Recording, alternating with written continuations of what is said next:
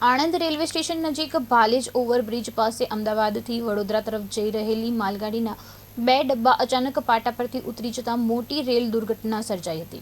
ઘટનાની જાણ થતાં જ રેલવેના ઉચ્ચ અધિકારીઓ, ટેકનિકલ ટીમ અને કર્મચારીઓ તાત્કાલિક સ્થળ પર પહોંચી બચાવ અને ટ્રેક પુનઃ કાર્યરત કરવાની કામગીરીમાં જોડાયા હતા। દુર્ઘટનાના સમાચાર મળતા મોટી સંખ્યામાં લોકો ઘટના સ્થળે ઉમટી પડ્યા હતા। જ્યારે સદભાગ્યે આ ઘટનામાં કોઈ જાનહાનિ કે ઈજાના સમાચાર સામે આવ્યા નથી। જોકે દુર્ઘટનાને પગલે અમદાવાદ વડોદરા રેલવે રૂટનો એક ટ્રેક તાત્કાલિક અસરથી બંધ કરવામાં આવ્યો છે, જેના કારણે અનેક ટ્રેનોના સંચાલન પર પણ અસર પડી શકે છે। હાલ રેલવેની ટીમો યુદ્ધના ધોરણે કામ કરી રહી છે, જ્યારે દુર્ઘટનાનું ચોક્કસ કારણ જાણવા માટે તપાસ શરૂ કરવામાં આવી છે। और ये आनंद यार्ड में, जिसमें क्या कहते हैं, आप जैसे वैगन का आप देख रहे हैं कि डेवलपमेंट हुआ है और रिस्टोरेशन का वर्क हमारा चल रहा है। बहुत जल्दी हम इसको कहते हैं रीरेल कर भी लेंगे।